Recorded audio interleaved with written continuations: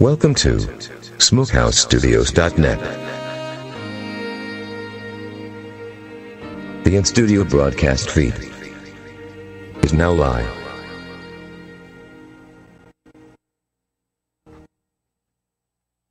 Warning. This show is about the return of our Lord and Savior Jesus Christ. If you are easily offended by the truth, then you need to keep listening. His return is drawing near. SmokeHouseStudios.net. The Front Porch Show. A unique blend of current events and what they might mean. Humbly seen through the eyes of God's Word, the Bible, in an old-school front porch discussion with occasional guests, your input, and a guiding hand through Christ.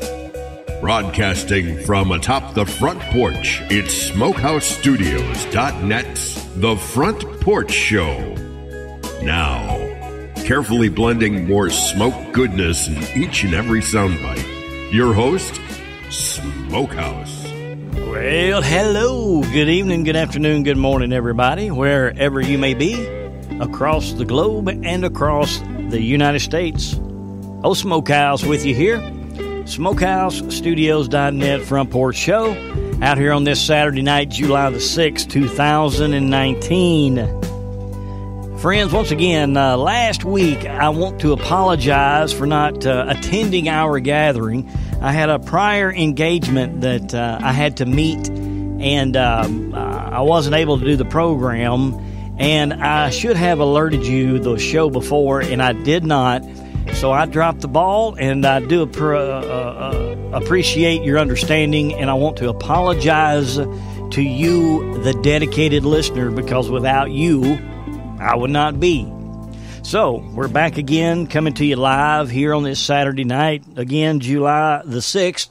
Hope everybody had a happy 4th of July. I know mine was okay. I spent the whole 4th of July in a truck stop parking lot, which is par for the course, which is the story of my life. But what a memorable 4th of July that this was. We have now the purge going after the corrupt in the deep state. We have Attorney General Barr putting things in motion. We have the IG report about to surface. We've got a little bit of intel on that we're going to get into. Apparently, we're going to have to wait just a little while longer, but hey, good things come to those who wait. God is still on the throne, and He is in control. We have Israel in the news. We have Iran in the news. We have Russia in the news. They had a submarine that had a fire. 14 of their soldiers were killed in this fire. And we have some interesting intel we're going to share that went along with that. Not to mention, the earth is shaking and quaking. And yes, we do have the air conditioner on. It's 90 degrees in the studio here today in Nashville, Tennessee. So a little bit of noise in the background. I do apologize. But keeping in the July 4th narrative and tradition, I want to take you back to a letter that George Washington wrote in 1789. And this is a major text of this letter. And it was to the Hebrew congregation in Savannah, Georgia. And it reads, "Gentlemen, I thank you with great sincerity for your congratulations on my appointment to the office which I have the honor to hold by the unanimous choice of my fellow citizens, and especially the expressions you are pleased to use in testifying the confidence that is reposed in me by your congregation. I rejoice that a spirit of liberty and philanthropy is much more prevalent than it formerly was among the enlightened nations of the earth, and that your brethren will benefit thereby in proportion as it shall become still more extensive. Happily, the people of the United States have in many instances exhibited examples worthy of imitation."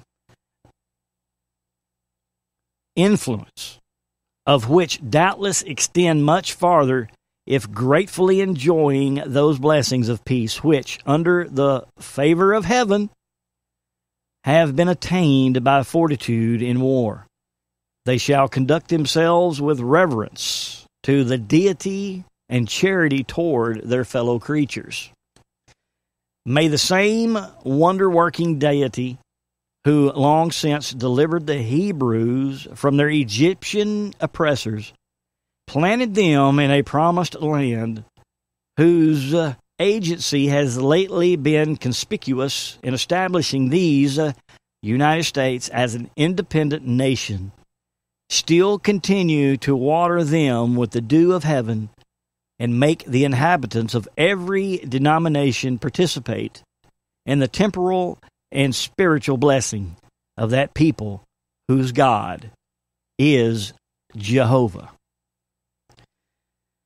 That was an excerpt from the letter written to the Hebrew congregation in Savannah, Georgia by George Washington. And man, you know, we don't use that type of language anymore. We should. In 1789.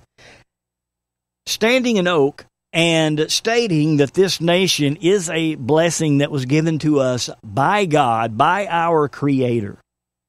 So, anyone in government that says this nation has nothing to do with God is an absolute liar. There's biblical ramifications, biblical references all over the place in this nation if we just look for it. Tonight's opening message is going to be coming to you from the book of Hebrews, chapter 12, and we're also going to dive into Joel chapter 3, because I believe a lot of what we're seeing happening this week as well as last week all stems from this. When we go into Hebrews 12, we find at the beginning of it, chapter 12, verse 1, through verse 13, where God is disciplining those that He loves.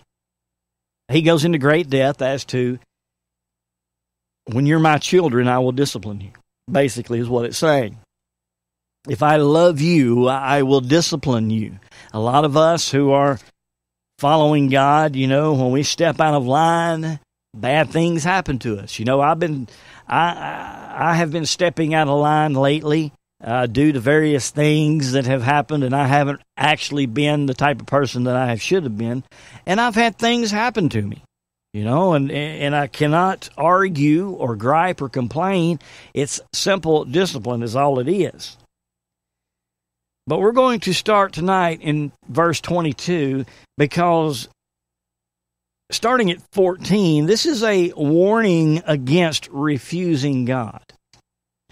But verse 22 is where I would like to start tonight, because it's a very fascinating look at where this stems, okay? So let's start at verse 22 of Hebrews chapter 12. And it says, "But you have come to Mount Zion, to the heavenly Jerusalem, the city of the living God. You have come to thousands upon thousands of angels in joyful assembly. In the church of the firstborn, whose names are written in heaven, you have come to God, the judge of all men, to the spirits of righteous men made perfect, to Jesus, the mediator of a new covenant, and to the sprinkled blood that speaks a better word than the blood of Abel. See to it that you do not refuse him who speaks, if they do not escape when they refused him who warned them on the earth. How much less will we, if we turn away from him who warns us from heaven? At that time his voice shook the earth, but now he has promised, once more I will shake not only the earth, but also the heavens. The words once more indicate the removing of what can be shaken, that is, created things, so that what cannot be shaken may remain. Therefore, since we have received a kingdom that cannot be shaken, let us be thankful and so worship God acceptably with reverence and awe, for our God is a consuming fire. And that was Hebrews 12:22 through 29. So what exactly is being said here? This is where we have paraphrased our modern day statement that we say when we say everything that can be shaken will be shaken. We've been seeing a lot of earthquakes, volcanic eruptions the last couple of weeks, the latest ones being the earthquakes in California. And I want you to listen real close to how many aftershocks have been felt in California since these earthquakes has begun. Here we go. This evening, new fears another major earthquake could be on the horizon and new warnings that aftershocks will last for days after the strongest quake to hit Southern California in 20 years. This new video capturing the intensity of the shaking, interrupting a community play, terrifying students and their families. Hundreds of aftershocks already rattling that region, including a 5.4 magnitude tremor today, as residents there assess the damage from Thursday's powerful quake. We begin with NBC's Miguel Almaguer near the epicenter tonight. Tonight, new images show the panic when the quake struck in the middle of a performance with 65 children on stage. It started shaking back and forth and up and down. It felt like it was wanting to rip off of the roof. 24 hours after the 6.4 magnitude earthquake rattled the epicenter near Ridgecrest, today hundreds of smaller shock waves shook the earth in Southern California. The largest so far, a 5.4, jolting many out of bed this morning. This one just bang, that made noise. Striking 150 miles northeast of Los Angeles, had the epicenter been closer to the nation's second largest city, more than nerves would have been rattled. The police chief in Ridgecrest says his city was inundated. The on-duty staff was overwhelmed right from the get-go. It was 911 call after 911 call. After 20 seconds of violent shaking, some businesses lost upwards of $20,000. At the East Ridge Market, they're still cleaning up today. We got a video from our employee who was shifting at 10 a.m. of just everything in shambles, bottles everywhere, glass. Multiple fault lines and fractures are ripping the desert apart. Geologists are out here surveying the area where they say the ground is still clearly shifting. With water lines severed, buildings cracked, homes have also buckled. After checking things out this morning, we're just going to get rid of it. Tonight, the cleanup after the shakeup, as new tremors rattle already frayed nerves. With some 1,400 aftershocks reported since yesterday, we are told by seismologists there's roughly a 6% chance that we could have a 6.0 earthquake or larger in the days ahead. That is what pushed that home right behind me off of its foundation. It's that kind of damage that they're concerned about all across this area. Peter? Miguel Almaguer near the epicenter for us tonight. Miguel, thank you. And since then, we had this morning a 7.1 in the same region in California. 1,400 aftershocks, 1,000 mini earthquakes. They were calling it Swarmageddon. Thousands of tiny little earthquakes in that region over the past 2 weeks, and now we're having considerable shaking. Now, let me refer you back to the last part of George Washington's letter. Mind you now, the Bible says that a nation that forgets God will be turned into hell. And George Washington stated, "May the same wonder-working deity who long since delivered the Hebrews from their Egyptian oppressors." Now, interesting here that George Washington reminded us of this, reminded us that God is the one who led the children out of Israel. How many times in the Bible has God reminded his people of that? Hey, don't you remember I'm the one that delivered you out of Israel? How many times has God done that in the Bible? Well, George Washington here reminds us again. The deity who long since delivered the Hebrews from their Egyptian oppressors, planted them in the promised land, whose provisional agency has lately been conspicuous in establishing these United States as an independent nation, still continue to water them with the dews of heaven and make their inhabitants of every denomination participate in the temporal and spiritual blessings of that people whose God is Jehovah. Even George Washington reminded us that as long as God is our Jehovah, we will be riddled with the dew of blessing from heaven. But any nation that forgets God will be turned into hell. And as we can see, and as we look, we can see our nation falling ever so quickly into depravity. Now, with that being said, everything that can be shaken will be shaken. Now, this image that comes to mind is a dinner in a fine hotel restaurant in Hong Kong, while this gentleman was on rest and relaxation. Now, the contrast between the place where he lived day by day and that beautiful restaurant could hardly have been greater. He sat at a table covered with a clean linen cloth, and he ate from china and drank from crystal. He was surrounded by a half dozen waiters who could hardly wait to fill my glass or fill his glass with water or to remove his empty plate. Never before or since has he been so coddled. However, he expected that in the New Jerusalem we can count on angelic ministerial things like that. That's going to far exceed anything that we have ever known. So in verse 22, in the festive gathering, this phrase isn't included in this translation. But if you consult it with two Greek texts, it's found in both places. Inappropriate here because it adds a festive note to the heavenly gathering that will surely be represented in the heavenly Jerusalem. The General Assembly and Assembly of the General Assembly.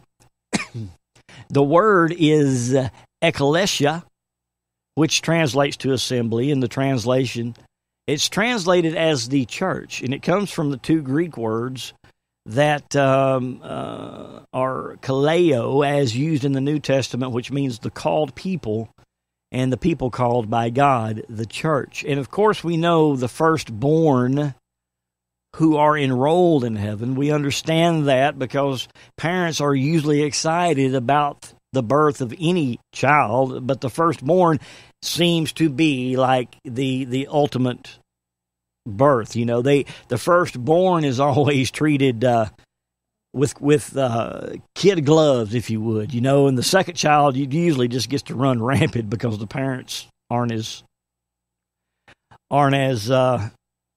careful. Well, no, I wouldn't say careful, but you know, they're a little bit more relaxed. But I want to move on down here to verse 24, where it talks about the blood. Let's go back and let's read it real quick here. Where verse 24 says, you have come to God. Let's see, you have come to God, the judge of all men, to the spirits, righteous men, made perfect, to Jesus, the mediator of a new covenant, and to the sprinkled blood that speaks a better word than the blood of Abel. So, and the blood of sprinkling that speaks better than Abel. The story of Abel, we know, is found in Genesis chapter 4. And Abel, he was the keeper of the sheep. But Cain was the tiller of the ground. Okay? So when Abel brought the sacrifice of one of his sheep, while Cain brought an offering from the fruit of the ground, God respected Abel's offering because it was a live animal, and that's what they were commanded to do under the old laws, to bring a live animal. Not to bring fruit or food, but to bring a live animal. So this is why God appreciated Abel's sacrifice and did not appreciate Cain's. However, God did not respect Abel's sacrifice. A jealous Cain rose up against Abel and killed him. But Jesus' blood, like Abel's sacrifice, was acceptable to God. So this is why Christ died for us. receiving the kingdom that cannot be shaken. Now, here is the meat that is on the plate that we need to look at. Verse 25, see that you do not refuse him who speaks. For if they did not escape when they refused him who warned on the earth, how much more will we not escape who turn away from him who warns from heaven? So let's get this straight. He says, for if they didn't escape when they refused him who warned on the earth, how much more will we not escape who turn away from him who warns from heaven? So how many of us, I've got friends out in California, and I have told them back when this swarm was going on, you need to move back to Tennessee. You need to get out of that area. Come out of Babylon. If there was ever a state in the United States that could be referenced as an ancient Babylon, it would be California. Everything anti-God, everything passing abominable laws, everything of a single state in the United States to be classified as a Babylon would be California. So the hand of judgment, it's on the entire nation. But I'm telling you right now, California is under judgment. And we have been warning these people that that's why. But they're like, well, you're homophobic. You're Islamophobic. You're all these phobics. You need to transition into the new way of life. Well, God's the same yesterday, today, and tomorrow. So if they are rebuking the warnings from us here on earth, then the signs that God is sending via these earthquakes, via these floods, they're rejecting those. They're not going to listen to the signs. They're going to turn to their spirit gazers and their stargazers and their geologists and say, why is this thing happening? Well, it's just a fault. It's just fracking. It's just this. It's global warming. Everything is because of global warming. And so they're going to reject the signs and the warnings from heaven. 26, whose voice shook the earth then, but now he has promised, saying, yet once more I will shake not only the earth, but also the heavens. This phrase, yet once more, signifies the removing of those things that are shaken as of things that have been made, that those things which are not shaken may remain. Therefore, receiving a kingdom that can't be shaken, let us have grace through which we serve God acceptably with reverence and awe, for our God is a consuming fire. So what are we seeing happening? We're seeing a shaking of the Democrat Party. We are seeing a shaking in this nation that is separating the tare from the wheat. We've been talking about this on past shows, that we're in the harvest now. We're in the wheat harvest, where first we have the separating of the tare from the wheat. And we are seeing that separation. We are seeing that divide. It's not Democrat, Republican. It's not North and South. It is the separating the truth from a lie, good from evil, the tare from the wheat, the poison from the righteous. And now we have entered the stage of the shaking. And if you think it's going to just end with these earthquakes in California, you are wrong. Volcanoes are going off in Mexico and Italy right now. We have the Cascadia Plate up in Vancouver, Canada up there, that had a shaking just a few days ago. I believe it was a 6.0 earthquake.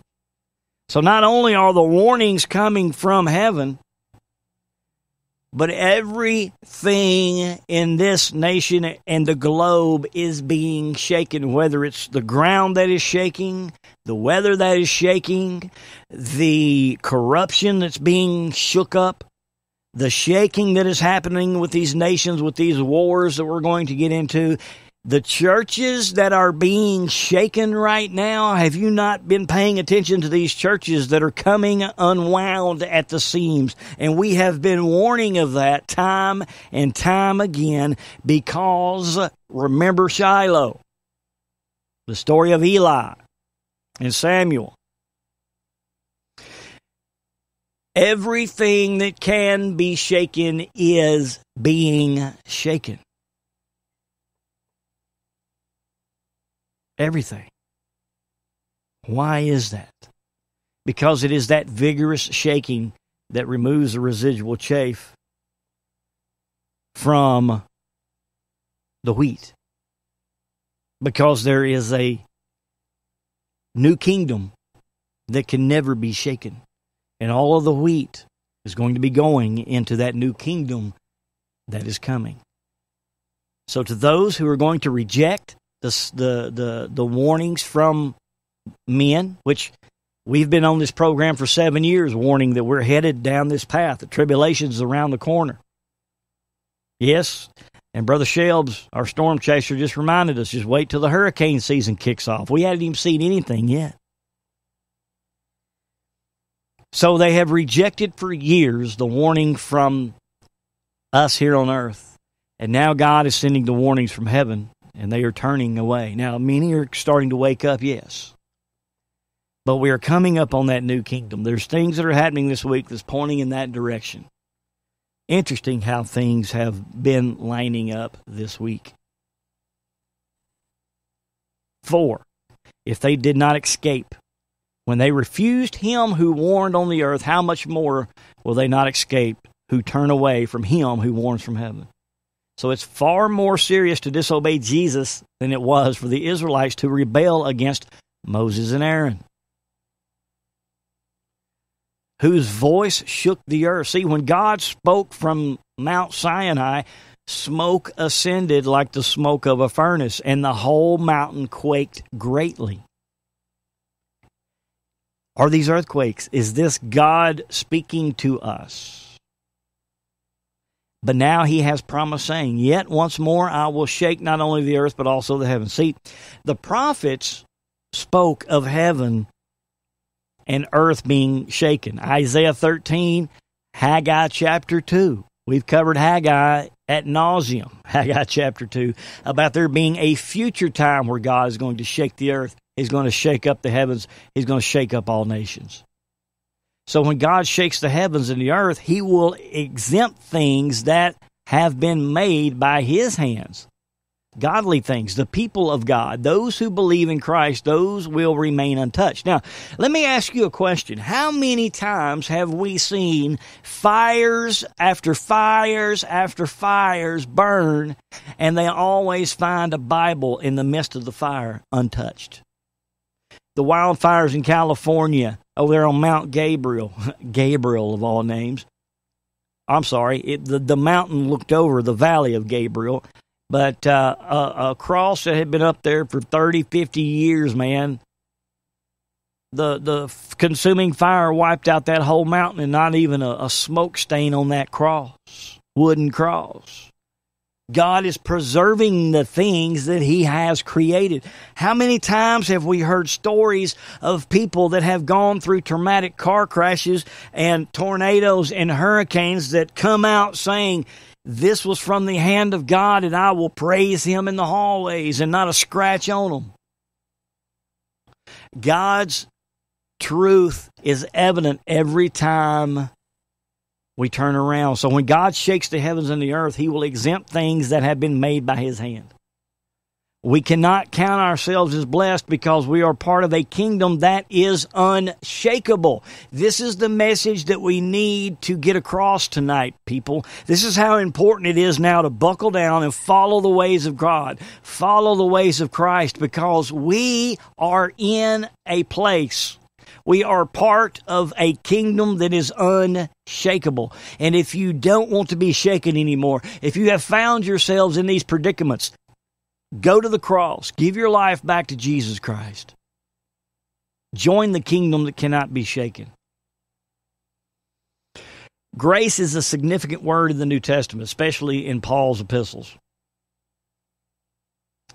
The use of chairs in the New Testament has its roots in the Hebrew word hesed, used in Old Testament to speak of God's loving kindness, mercy, and faithfulness. And we know that God is the consuming fire. So to close out the open, appealing to the Israelites to obey God, Moses warned them, your God is a devouring fire, a jealous God. Deuteronomy chapter 4. So the author of Hebrews, he issues the same warning, changing your to our.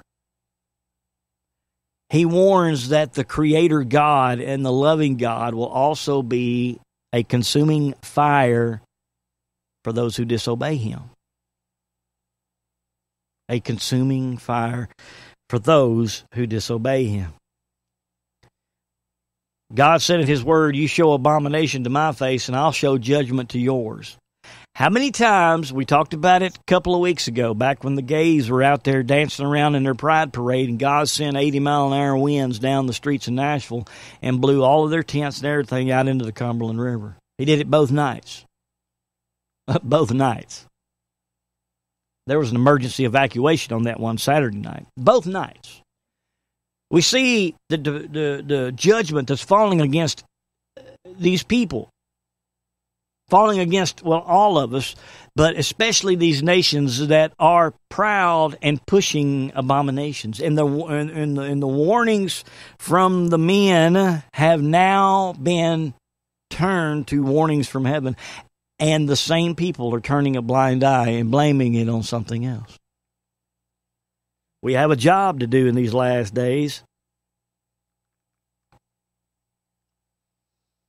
And that job is to spread these words of warnings. This is not going to continue. The frequency, the birth pains, people, the intensity and the frequency are going to continue to get worse and to get even more severe. And there's no other way to describe what we are seeing. You cannot pass it off as global warming. You cannot pass it off now as any excuse you want to make. This is from the Word of God. He's told you exactly what's going to happen. Everything that can be shaken will be shaken. He is going to shake up the church. He's going to shake up the corruption, and there's a reason why. Because there's coming a cleansing. There's coming a separation, the tare from the wheat, and the shaking of the residual chaff. And what do they do with the old tare in the Bible? They bind it up and they burn it in a furnace. And the wheat goes into a safe place ready to be milled.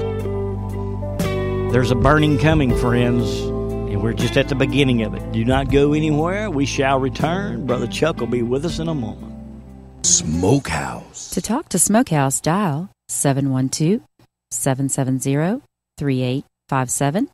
That number once again is 712-770-3857. Then dial 252-380, followed by the pound sign. Call in to join the show. SmokehouseStudios.net. God is among us. The door to the ark is slamming shut. Bible is just one of several items that survived a house fire in East Tennessee. It happened in Hawkins County on Sunday. Nothing is left of the home except a few pictures and the family Bible. Donna Clark was asleep inside the home when it caught fire. Her neighbor saved her life after seeing the smoke and running to the house and waking her.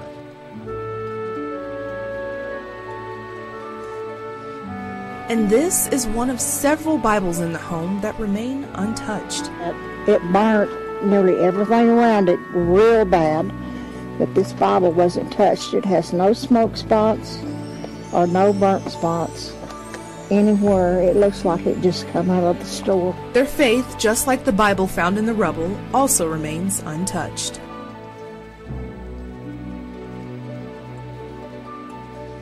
A family of 8 is now without a place to call home after a devastating fire broke out, leaving nothing behind but ashes.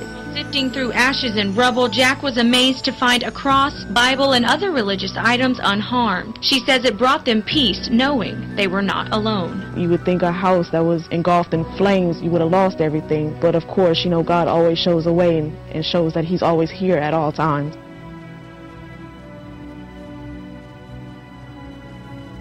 Well, a North Texas couple just starting their lives together lost their home and almost everything inside a fire.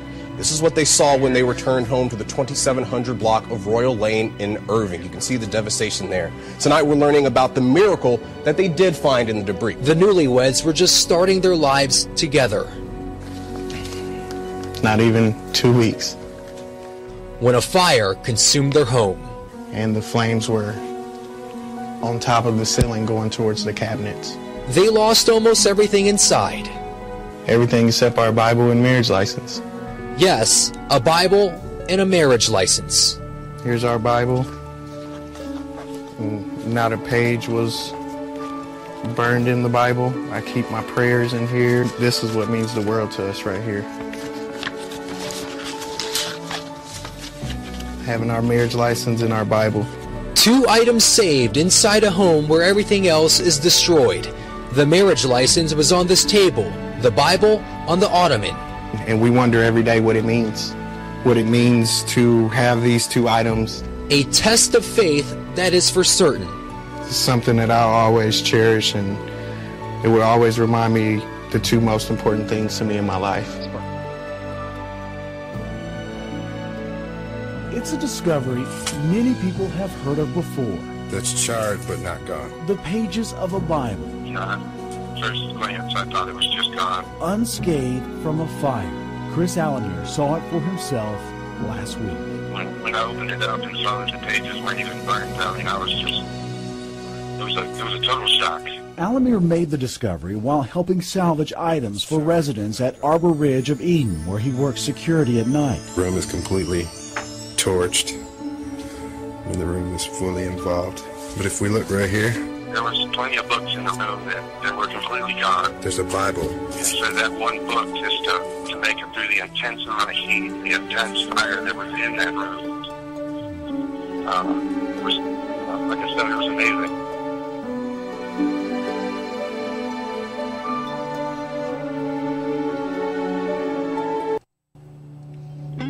So, when God shakes the heavens and the earth, He will exempt things that have been made by His hands, godly things in the people of God. Those who believe in Christ, those will remain untouched. Any nation that forgets God will be turned into hell, and George Washington knew this. It reminded us of the same thing. We have Brother Chuck in studio, well, not in studio with us, but we do have him on the phone. Hello, Brother Chuck. How you doing? Well, I can't hardly hear you. Where you at there, Chuck? Hey, Brother Greg, can you hear me? Maybe it's on my end. Hold on just a second. Okay, can you hear us now? Yeah, can you hear me? I do hear you, man. Sorry about that. I guess that's all right. Guess you were having trouble hearing when you first called in, then, didn't you? Yeah, a little bit. Okay, well, we got the problem corrected. My apologies, man. Yeah, that's all right, man. You can't be perfect all the time. Here I am crawling all over you saying, make sure you're in a good spot this time, and then I'm the one that messes up the intro. That's all right. I'll forgive you this time. Well, that just goes to show you they ain't none of us perfect, though. But how you been doing? That's right. Good, man. Just been working, man. I've been doing as much as I can, being out here on my bunker. But there's a lot of stuff to do out here, believe it or not. So I've been doing good. Well, you had mentioned that there was a story on the Weather Channel about a tornado that stood still. Tell us about that. Yeah, it was kind of interesting. I don't have it right here in front of me, but basically, what it was saying was there was some tornado just kind of popped up. It was a random thing, almost like they weren't even really watching on the radar. They weren't expecting anything to happen.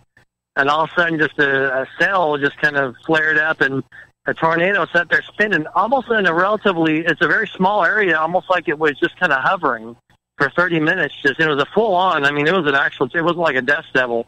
It was a full-on tornado. And the people were just, they were just paranoid, freaking out, going, oh my gosh, they thought their houses were going to be destroyed. And then, and it turned out that it hardly did any damage at all to the area. As far as the guy's, his house or anything, it just kind of spun. And he said, man, it was just like the grace of God. It was so powerful. It just randomly popped up and just kind of was just spinning one particular area. And you would think that being like that, I've never heard of a tornado ever doing that. Usually when a tornado, it's got a course that's going either the left or the right or something. So it was kind of interesting. Yeah, it was. That kind of lends credence to, God knowing that those people would give testimony, to God once this scene had arrived. And there again, a kingdom, they're part of a kingdom that cannot be shaken. And God showed his might and his power for that tornado to stand still in their kingdom, their area not be shaken. Well, that's very interesting. All right, Chuck, here's what we're going to talk about tonight. We're going to get into the week's current events and all that's been going on, but every time stuff like this happens, what we first dive into. What are we doing to Israel to cause God to be upset, right? Yeah. Well, here is the latest. I wanted to take a look at the peace treaty because it was supposed to be unveiled toward the end of June, and I guess there's a stalemate. The peace treaty is still not being revealed yet. They're still negotiating. But this week, actually yesterday, as Bahrain showed, even Trump's Arab allies see a two-state solution as an essential.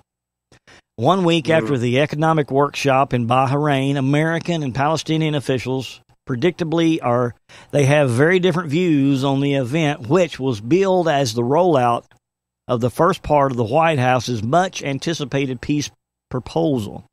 The Peace Prosperity Workshop in Bahrain was a success with the international participation that surpassed expectations, Jason Greenblatt, U.S.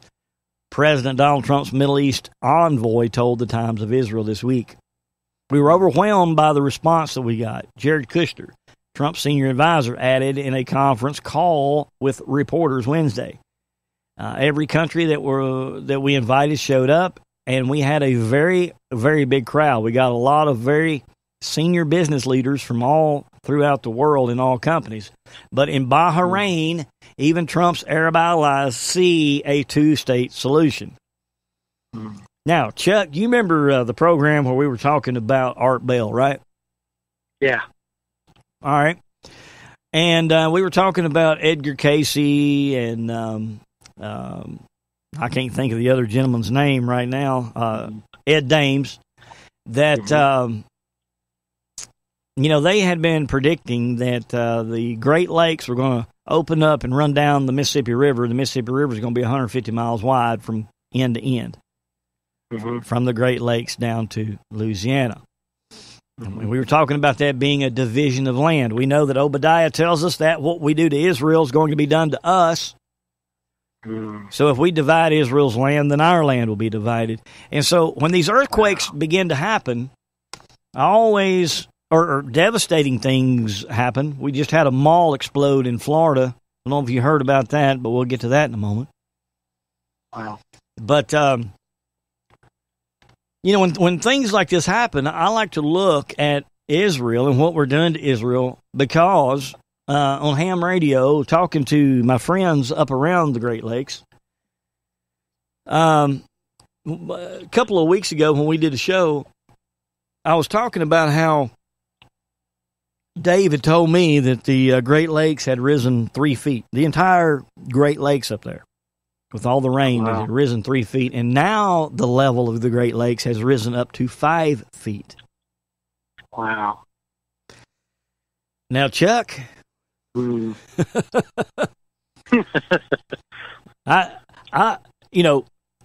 don't want to dive into Archimedes' theory on water displacement here, But something the size of the Great Lakes, for it to rise 5 feet in level, that's a lot of water. Yeah, something's definitely happening. Yeah, that's a lot of water. So, yeah.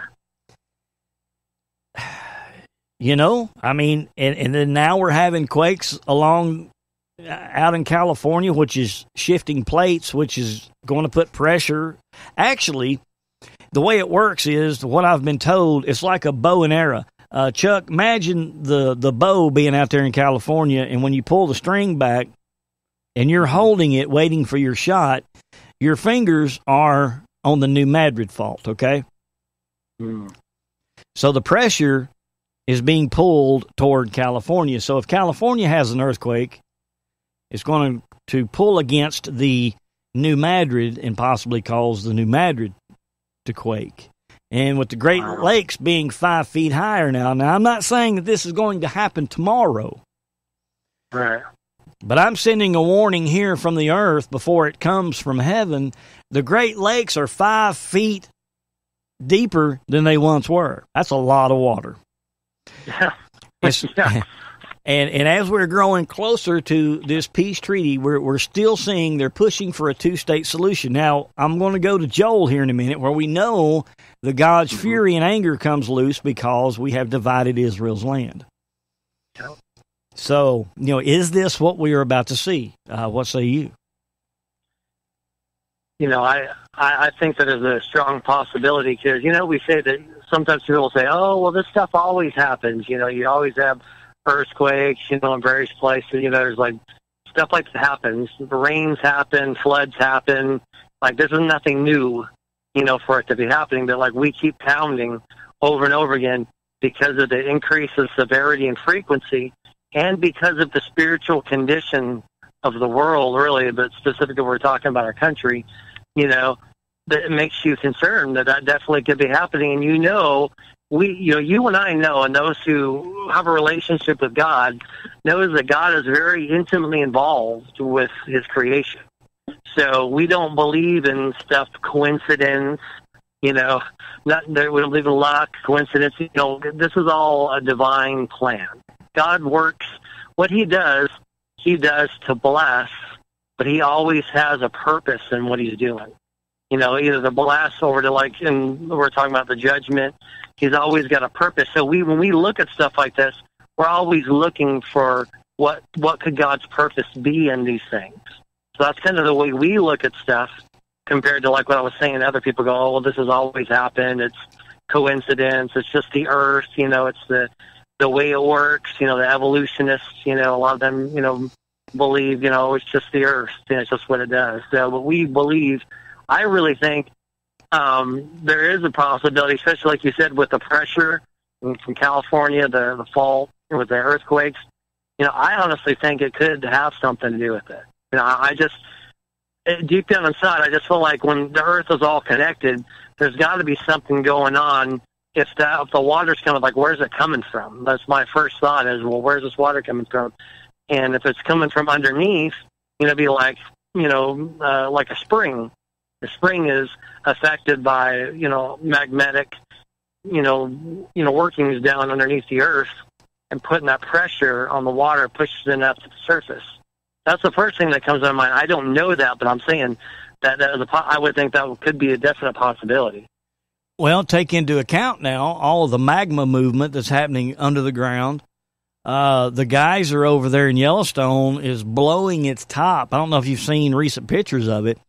But the pressure underground is literally just, I mean, spewing the geyser out of Old Faithful. Wow. The volcanoes that are erupting, there is pressure under the earth that is increasing. So your theory there is 100% correct. Yeah. I think, you know, and I think over time, as we just continue to watch, because, you know, John, you know, buddy that called in on the show from California, he's saying, man, he goes, God, he goes, it's been crazy. He said, all the aftershocks, you know, because was my first thought, because, you know, being that I was born going through, like, the Landers earthquake in the early 90s, and, you know, it was pretty intense, and I was living in a bus at the time, converted into a motorhome, and man, just the shaking out there was just intense. And then you're thinking, oh, great, okay, it's cool, it's over.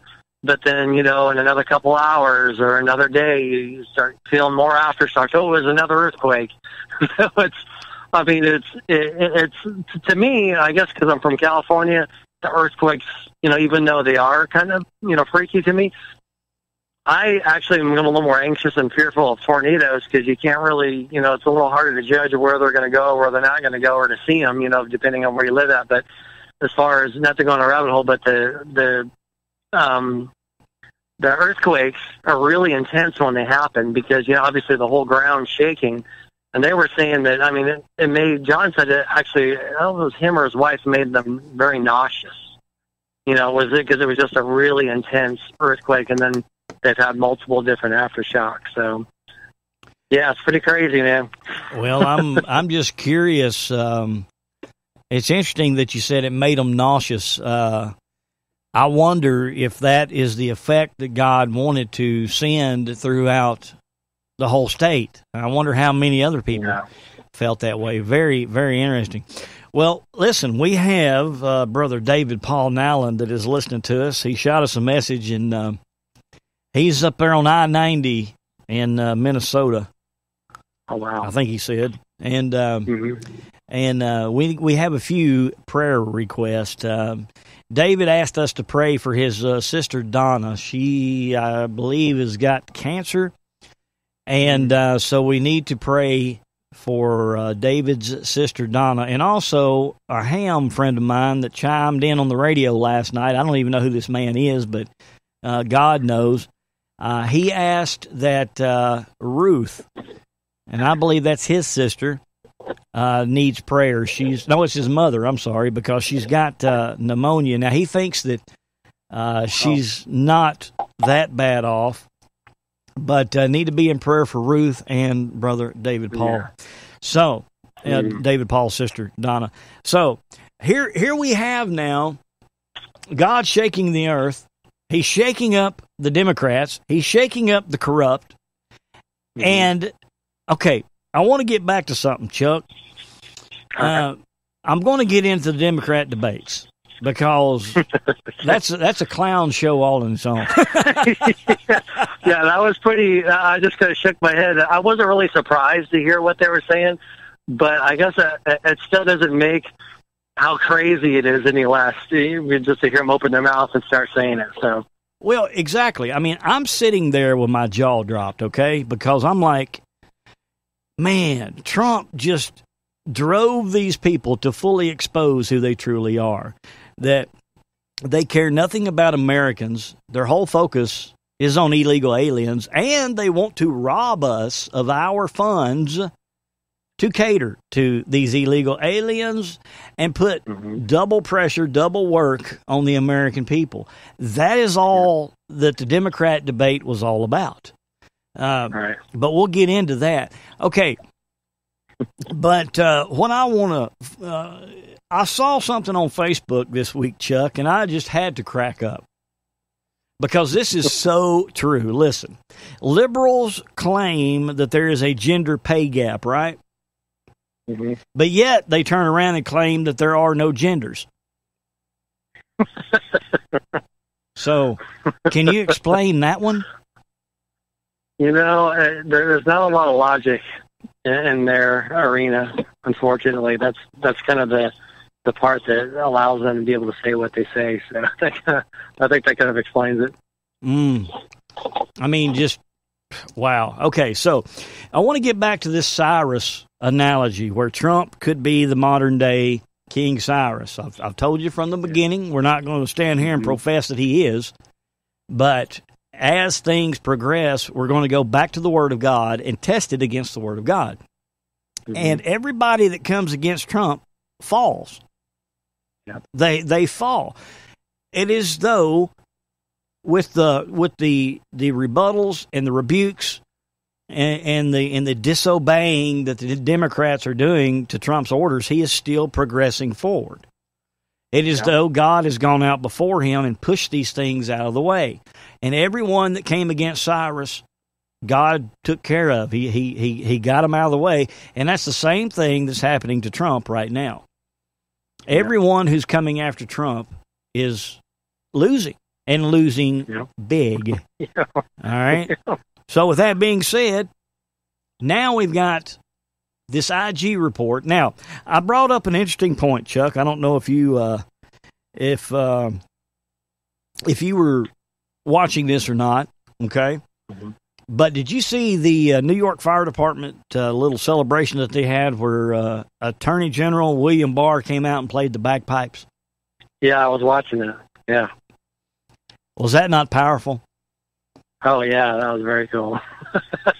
I mean, I'm a musician, so I appreciate instruments. Anyway, it's kind of cool when you see, somebody in the political realm playing an instrument, but I mean, especially the bagpipes, because they're just, man, they're awesome. They're beautiful. Very, very, very fitting for going into battle, or for, that's usually when I end up hearing them, is when they're playing, like if they're, going into battle, or like if somebody just dies, that's usually when you hear them. But yeah, it was very cool.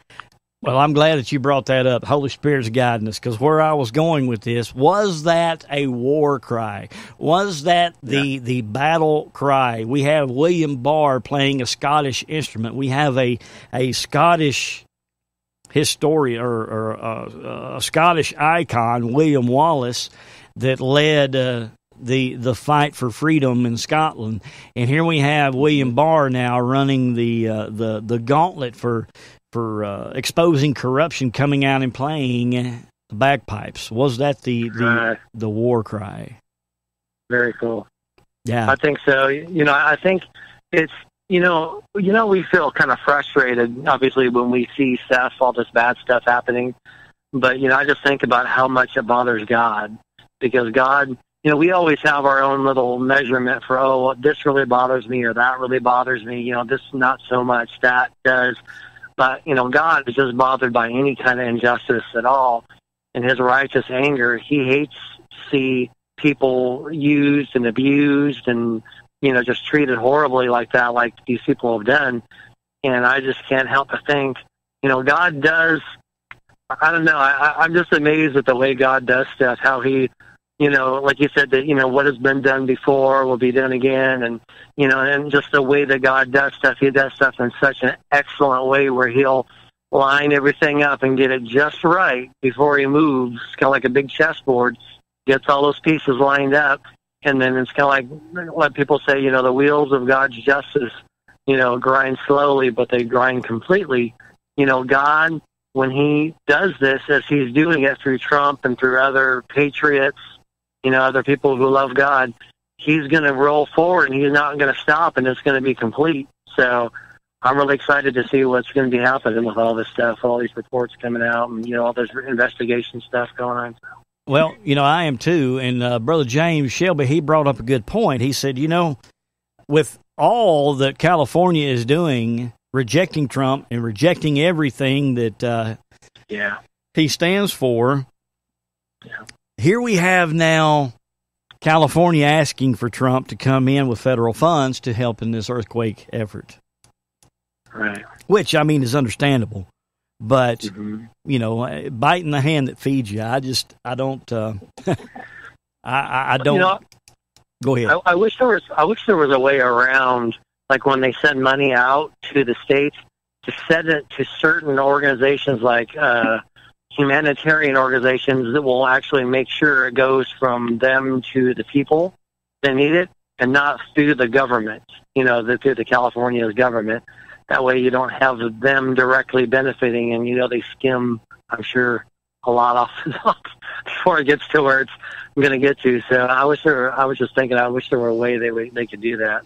That way you're still able to punish the people, the government, the people that aren't listening, but still not have to pass that punishment on to the people in the state that are not the problem.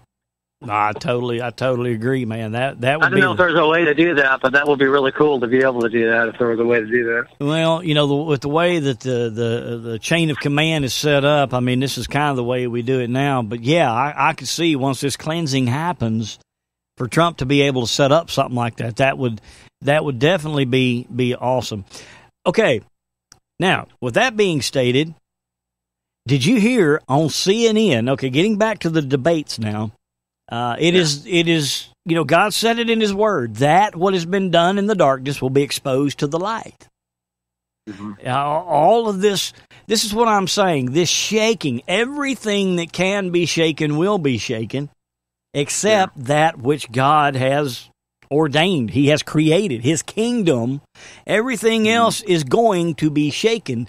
And on CNN, Chuck, on CNN, they were talking about the debates. Mm-hmm. They couldn't even, they tried to kind of cover up what the true meaning of the debates was actually about, but CNN goes off script, and they had no choice but to talk about the truth of what the debates were about. Here, check this out, man. Cleaning up that kind of mess is going to be important. So I will just say this. As long as we saw the same tone and tenor in those debates where everybody's trying to out-left each other, right? You heard Mike Shields here on earlier today saying, like, middle America, they listen to stuff and they're rolling their eyes going, what are you people talking about? Like, this Democratic field cannot get further to the left of one another. And as long as that occurs, there's nobody up there that's going to beat Donald Trump. I promise you that. I just think we have this erroneous idea. I promise you that. I promise you. This erroneous idea that some of these policies that are being perceived or portrayed in the media as super lefty are actually enjoying really widespread. So 50%. Listen, you're talking about eliminating insurance. Republicans are in favor of Medicare for all. Wait, hold on. Let's be very factual. 50% of Republicans are in favor of Medicare for all. Stop. This is a network that believes in facts. Let's get rid of ICE. Let's have open borders. Nobody said that. Hold on. But I mean, if you're going to spew right-wing talking points, then I have to correct you. There's nobody. No one's for open borders. There's nobody talking about. First of all, when we talk about Medicare for all, there's a role for supplemental insurance, and not according to most of those candidates up there. There are only two people who raised their hands who actually believe that. And yes, you were talking about Senator Harris having to go back and clean that up. Were Elizabeth Warren and Bernie Sanders. But the overwhelming majority of people want to have Medicare with some type of private insurance supplemental. Nobody's getting rid of that. Second, for open borders, that is a crazy right-wing talking point. It's not a crazy right-wing talking point. When Castro talks about that, all you're doing is those people still have to be adjudicated. You're just going through a civil process, and you still get to be adjudicated. And criminals, there's still crimes on the books to deal with those things. Open borders would mean dismantling the security apparatus we currently have. Let's go. There's a lot. No one is calling for that.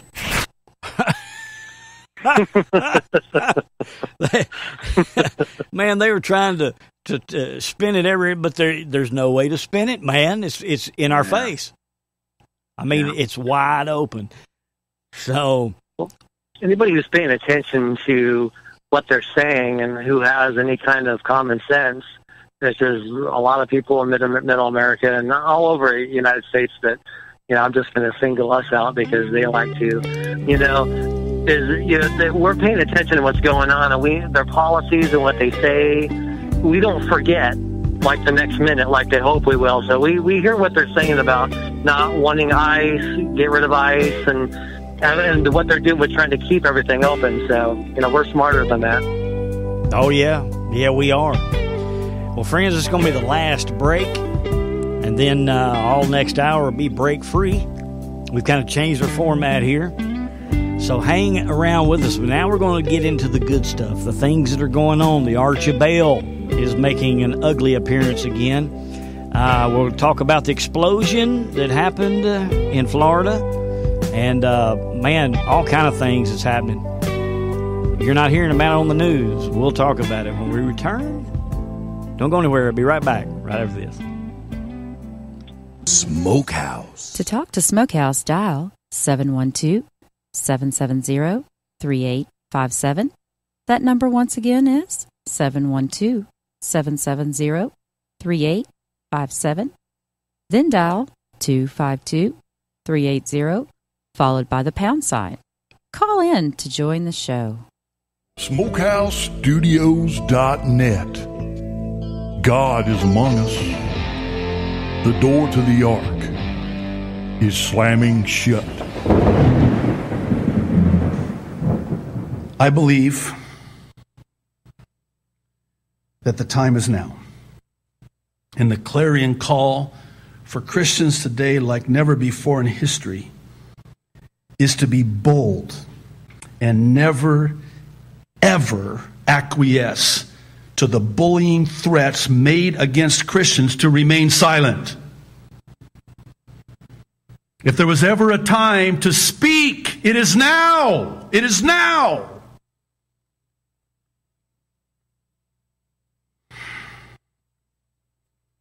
Aren't you afraid? Absolutely not. I don't fear man, I fear God. There's no fear of God in their eyes. You know, the only thing that keeps me sane, and I've said this before, and I'll try to calm down when I say it this time. The only thing that keeps me sane is that one day every knee will bow and every tongue will confess that the Jesus they today blaspheme is Lord of Lords and King of Kings. And I'm not ashamed.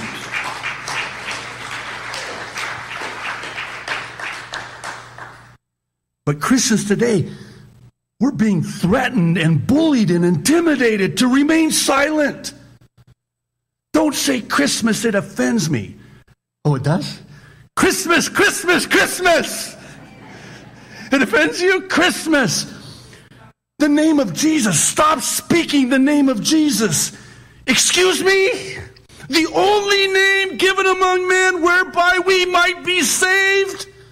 I'm going to stop speaking that name over my dead body and over Jesus Christ's dead, crucified, and resurrected body.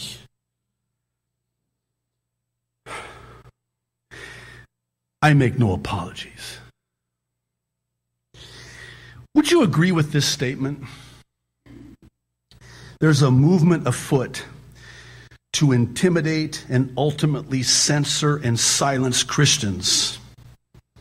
And it's gaining traction in this, the last hour of human history as we know it. And you want to know why? I think you know why. Because we're the greatest threat to this lost and dying world. I believe that the time is now. Amen. Amen. Powerful. That was powerful, brother. And to add insult to injury, this week, came out this week, well, actually, June the 26th is when it came out. There's a Christian doctor who is facing losing his medical license for praying with patients. A Christian doctor is under investigation after a complaint was filed accusing him of praying and evangelizing to patients. Dr. Richard Scott, 58, a general practitioner at the Bethesda Medical Center in Margate, Kent, England. This is in England, not in America. Is subject of a fitness to practice inquiry launched by the General Medical Council after a complaint was filed in the National Secular Society. So he's facing losing his medical license. Now, this is not in America, but still, it is beginning over in Europe and will soon then come to America as fast as they can get it here. Yep. All right. So that is a very important and powerful little statement that we shared during the break. You know, where's your faith going to be?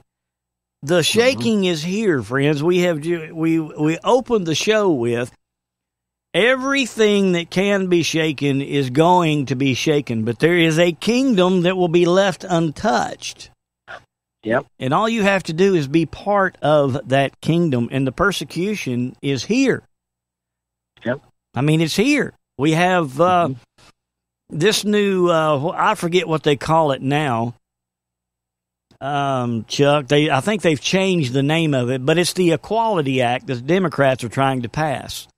And what it is about, in layman's terms, is they are going to make this LGBT gay community culture, they're going to make it as like a race or an age where you cannot discriminate against.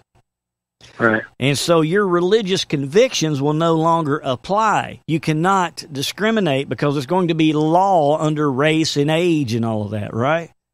Yep.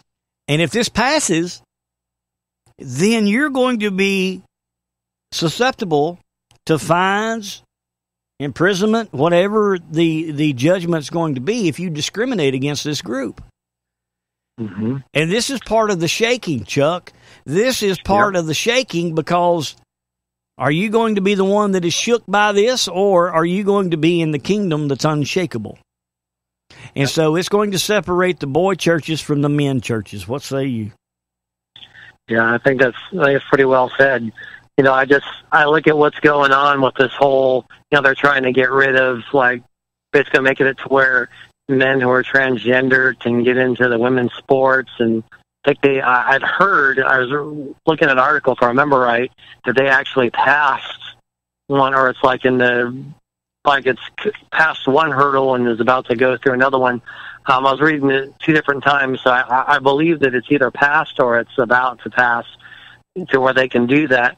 And it's all a part of the same thing of what you're talking about. You know, it's just these people, you know, we know that some of the people have devious intent. You know, they have evil intent, and they really are part of just the satanic movement to just get rid of anything good. And some of the people are just so deceived that they just think that that's the right thing to do. You know, because they don't know God and they don't know His ways. They don't acknowledge Him and His ways. They basically are just left to their own brain trying to reason through what's right and wrong. And because they don't really open the Bible, they don't believe in it. They just have to lean on their own understanding. You know what the Bible says about not leaning on your own understanding. You know, because if you do, you're always going to come up short. You know, you're not going to see the truth, and you're going to come up to all kinds of crazy conclusions that make no sense. So that's kind of what I see happening. Amen. And so this is the opportunity now to be part of that unshakable kingdom, friends. Yeah. Now, we're going to be persecuted. That's just a given. It's been written, and it's going to happen. But those who endure to the end are going to be saved. Now, we have other weather phenomenons going on. You know, I was talking to Sister Jamie the other day, or actually she was talking to me, showing me some of the temperatures over in England, how hot it is over there. Record heat over in the European region. She sent me a screenshot of the weather, man, and it had all these temperatures up there, and it was like 35 and 48 degrees, and I'm thinking, well, that's not a heat wave, man. That's cold here in Tennessee. Right. Of course, that's in Celsius. But I was cutting up with her. But anyway, check out the heat that's going on in Europe right now, man. A vicious heat wave is hitting parts of Europe this week as high temperatures swelter across the continent. CBS's Tina Kraus is in London with more. It's a scorching start to summer across Western and Central Europe. Had a bit of rain in England lately, so nice to get a bit of sun. Temperatures are set to soar past 100 degrees this week in parts of Spain, France, and Germany, about 20 degrees above normal.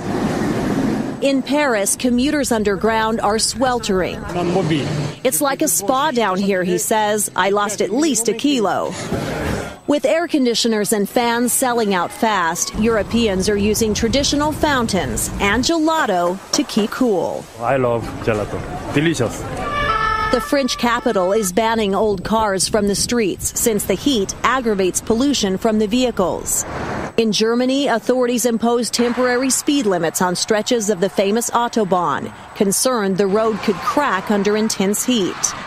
One German couldn't take the unusually hot weather and was pulled over for riding naked on his moped. Police posted these photos on Twitter, writing they were speechless. Cities across Europe are doing what they can to keep people cool and safe as temperatures keep climbing. Tina Kraus, CBS News. Wow. Wow. That's pretty hot, ain't sorry, it? I couldn't help but laugh about that last part. oh, man. Not the weather, but just the motorcyclist. I kind of just... Oh, man, that cracked me up. Anyways. Well, that must be pretty hot over there to do that. Oh, man. That's hilarious. Oh, gosh. But, you know, it's, you know, we were talking about, you know, the earthquakes and the you know, geological happenings, the volcanoes and stuff.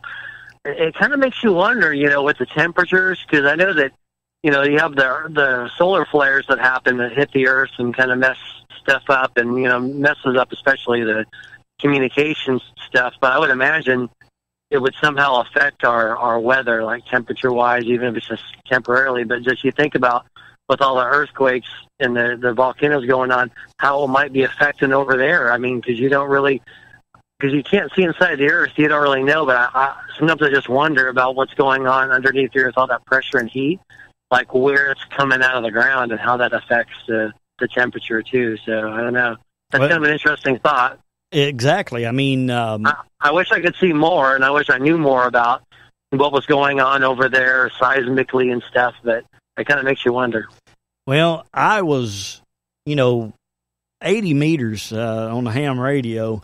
I know in the summertime it's kind of a hard frequency or a hard band to talk on in the summertime, man. But, I mean, over the last month and a half, 80 meters has just been horrible, man. You can't hardly talk across the street on it. And I know it has a lot to do with the storms, these heat and humidity storms every afternoon that pass through. Of course, the storms were just back to back to back to back in the month of June, and we know why, because it was Pride Month. And how interesting now that Pride Month is over with, the storms have let up. And, oh, by the way, when they after the Lord brought down the 80-mile-an-hour winds down Lower Broad 2 nights in a row, in Nashville, after it was over with, he put a big old rainbow right above the city of Nashville. Man, it was awesome. I have to say, this is. I think I saw that. Yeah, but cool.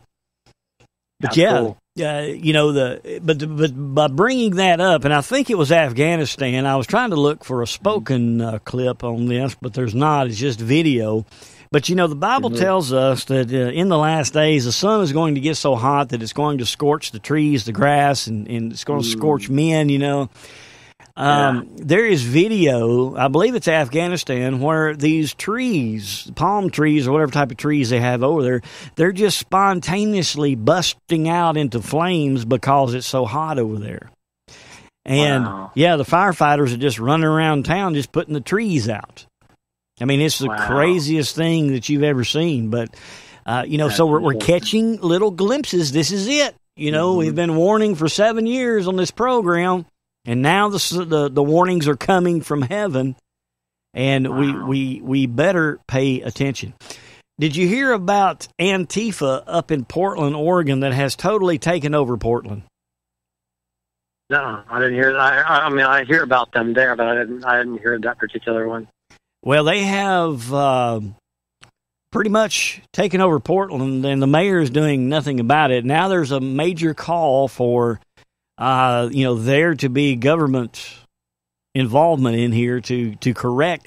They're just roaming the streets, terrorizing anyone who is of Trump supporter, yada yada yada. And they beat this young man. I think his last name is. It's NGO. His name is Andy Ngo. I guess that's how you pronounce it. But he is now receiving justice from the Antifa attack. Check this out. People who did this. Are you talking about the Antifa protesters or the city themselves, who really, you allege, stood by and did nothing? Well, I'm going to reserve judgment on who in government deserves to be sued. I think that's an open question. And today we're seeing some fissures between the police department and the mayor's office. It looks like they're pointing fingers at each other over this situation. But I think what is indisputable from experts who are watching the crowd control situation there is that the police staffing was understaffed for the type of event that it was, the anticipated riot. They've had these riots there frequently, and they don't prepare for them properly. This isn't a podunk town. It's a big city. But in terms of the actual criminals, they get away with it. They're allowed to walk around with masks. Oregon is a state that does not ban masks. Ironically, California does ban masks in the use of a crime. So they get away with it. They come again and again. It's the same people. They knew Andy's name. And this has to stop. And even if they're broke and living in their parents' basement, I intend to sue these people into oblivion and make sure they're never able to do anything like this again. I don't care if they're bankrupt. We will make sure that they feel some pain for what they did to Andy. So it looks like justice is coming to those being terrorized by Antifa. Yeah, and I heard some of their tactics now is filling milkshake containers with Portland cement and throwing at people. I heard about them doing that. So, I mean, that I just think about one of those if they're like hardened and you're not expecting somebody just throws something. It's like a really big chunk of rock. And if it's wet, like they're saying too, they're throwing them. I think they're doing them both ways. And it hits a wet, it hits you in the eyes. They'll blind you to burn your eyes. The cement will. So it's getting pretty intense. If anybody's around any of those Antifa people, just be careful what's in those shakes that they're throwing. They're starting to put some pretty crazy stuff in there. So when you say shakes, you're talking about like milkshake containers, right? Yeah. Yep. Wow. So you think you might be getting hit with a milkshake, that they're starting to put a lot of very dangerous stuff in that. Portland cement's some bad stuff, man. Especially if it hits you in the face, whether it's hard or whether it's soft. You got two different circumstances there, but both of them have their own dangers. So, man, I tell you what, that's crazy, and you would know because you're a concrete man. Yeah. Well, it's cement. Well, it'll chemically burn you. I mean, it dries your skin out really bad. But I mean, if it hits you in the eyes because it's got the chemicals, and it just naturally has got the heat because of the chemical reaction that happens with it. So it gets in your eyes, that chemical, it can blind you. So you got to be real careful, especially once it's wet and it's thrown into your eyes. So, yeah, just be careful. If you guys are around any Antifa people that are doing stuff, just be mindful of those shakes. You don't know what's in there, those shake containers. Well, the one thing about Antifa that I think they're somewhat are privy to is here down in the South, we I know Portland, Washington, California, they got strict gun laws, but down here in the South, we obey the Second Amendment, and everybody down here pretty much keeps and bears arms. And you have the right to defend yourself with deadly force if need be. I mean, if need be, and if they're coming after threatening your life, you have the right to defend yourself. So, and anybody who has kids, especially, won't hesitate to do that. I'm one of those people. Oh yeah, I know exactly what you're talking about. Yeah. Well, okay, so now Ratcliffe, he is out. He is out. And Trump had some interesting things to say about old Ratcliffe. Now, if you don't know who Ratcliffe is, he's up in Michigan, I do believe, and he is the Republican. He's the only Republican that sided with the Democrats in the impeachment process. And getting back to this Trump possibly being a Cyrus type, okay, here we have this Republican coming against Trump, and now he's done for, and here's the latest on this. Danny, is that you've had a discussion with the Inspector General just a few days ago. Tell us what happened and what transpired. Jason, Trey, good to see both of you. Yeah, I did have the opportunity to meet with Inspector General Horowitz last week. We talked about his report, the timing of his report, not the content, and he related that his team's investigative work is complete, and they're now in the process of drafting that report. So I would expect that it will be a draft that will be completed in short order. I will tell you, though, Jason, I don't expect that any of us are going to see it anytime real soon. He did relate that as much as 20% of his report is probably going to include classified information. So that draft report will have to undergo a classification review at the FBI and at the Department of Justice. So while I'm hopeful that we might see it before members of Congress recess. And we're hoping so, too. Hang on before I Chuck, I'm sorry, man. I had the wrong man. I had the wrong man. Ratcliffe. Sorry about that. Hey, friends, let me pull that. Let me pull that. I had the wrong person in mind when I was pulling that up. Okay. I think I know who you're talking about. I don't remember his name, but yeah, I remember thinking he said Ratcliffe. I'm thinking, that doesn't sound like him, but I couldn't remember who it was. That was my bad. I was thinking, but I know who you were, like, who the person was, and kind of Like, he's the one that Trump called a total loser or something like that. Yeah. He said something like that, like, get riddance, he's a total loser or something. I remember reading something about that. Yeah, man. I greatly apologize. That was my mistake. So I recant. I pull that. I goofed.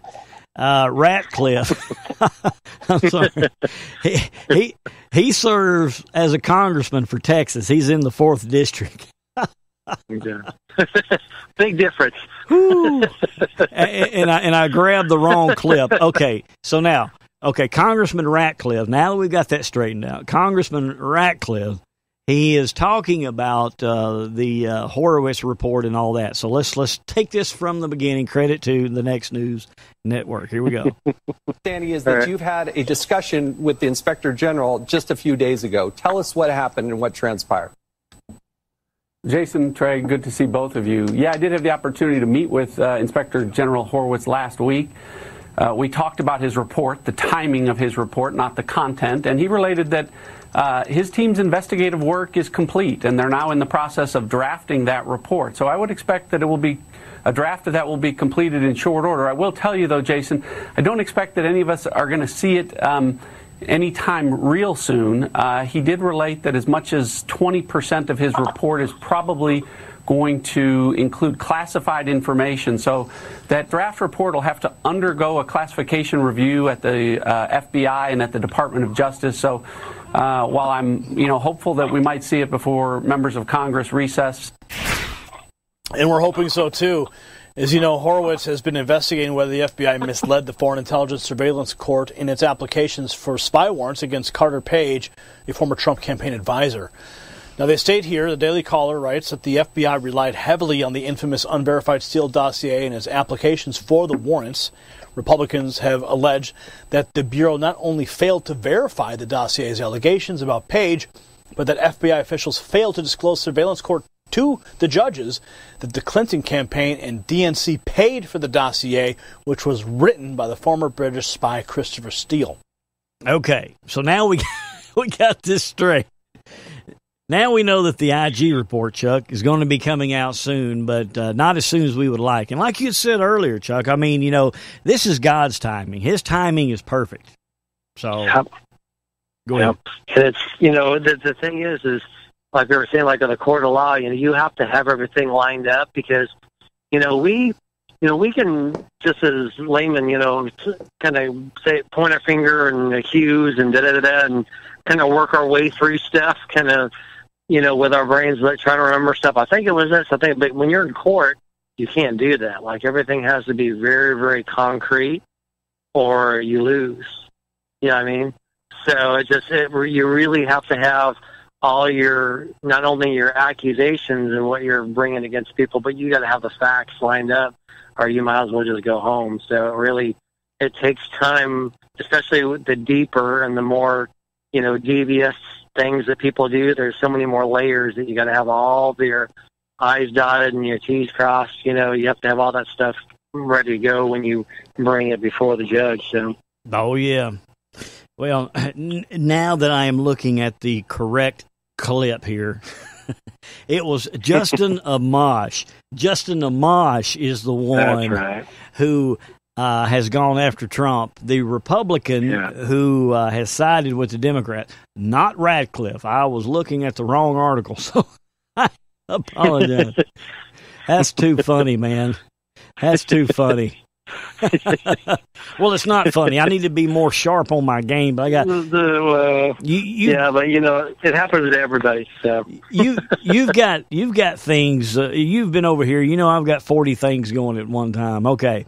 Oh yeah, well that's kind of the challenge to kind of doing everything on your own. So all the technicalities and doing the show and everything. So exactly. So here is the latest. Okay, so going back to the Trump Cyrus narrative, everyone that comes after Trump seems to fall, right? And everyone has, everybody, and Justin Amash is no different. Here we go. No, actually, I think you hate the president because he wants to be tough on China, which is going to affect your cheap, crappy Tecton Tools company, Justin. Why don't you take your crappy tools and go live in China, where you belong? Later in the day, President Trump tweeted this out upon hearing the great news. He wrote, "Great news for the Republican Party, as one of the dumbest and most disloyal men in Congress is quitting the party. No collusion, no obstruction, and he knew that he couldn't get the nomination to run again in the great state of Michigan, already being challenged for his seat. A total loser." Gotta love a president that tweets like that, man. Amash was the only Republican in Congress to call for the impeachment proceedings against President Trump, drawing the ire of many fellow Republicans and, of course, the president himself. Again, this is all about the fact that he doesn't like President Trump's policy on China. He wants to make everything easier for China to cheat and currency manipulate and all the other stuff because he has millions and millions of dollars invested in cheap, crappy Tecton Tools, his Chinese tool company. Okay? So let's understand that it has nothing to do with this garbage about, I want to protect the integrity of the Constitution. Give me a break. It's about your cheap, crappy Chinese tools, and that's it. which is true. But there again, Chuck, I mean, things are being exposed. That which can be shaken will be shaken.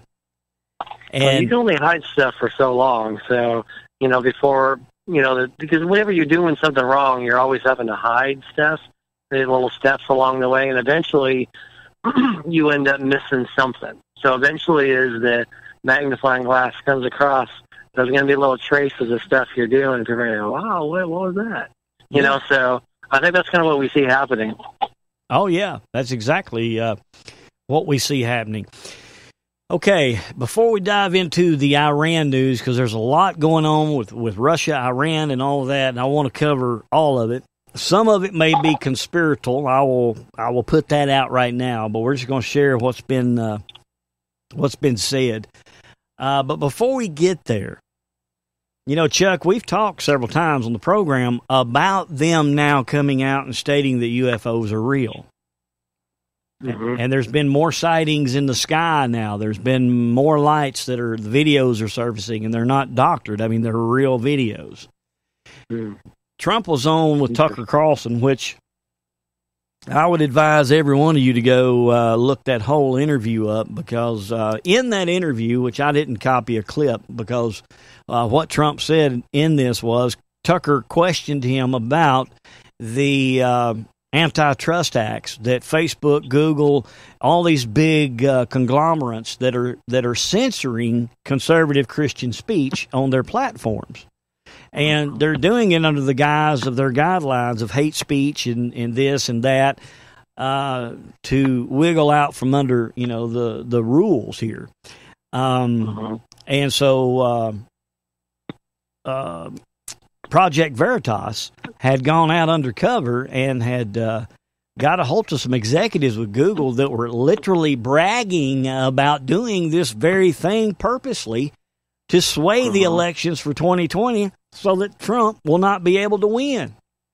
And when Project Veritas put this information out, all of the social media networks started blocking all of these videos. Now, you can go to Project Veritas's website. I think it's projectveritas.org, I believe.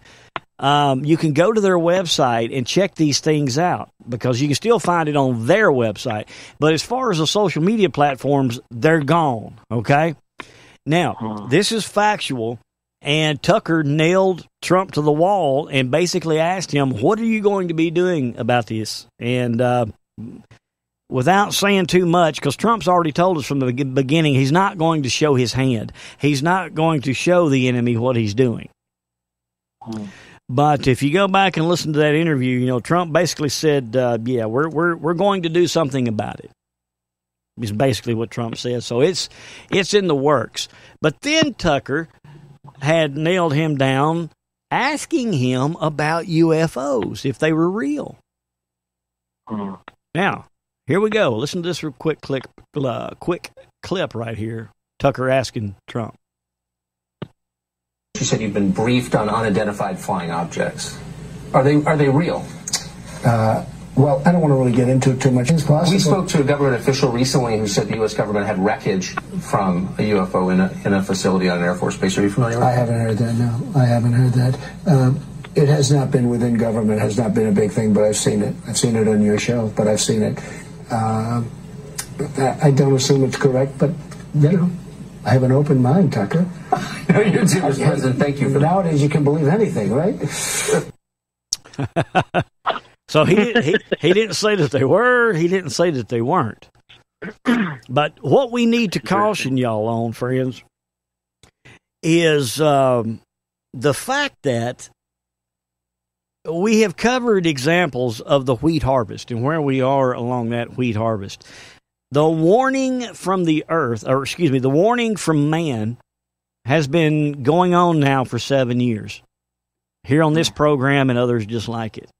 People's called us crazy. They've deleted us from Facebook. Family members have told us to F off, you know.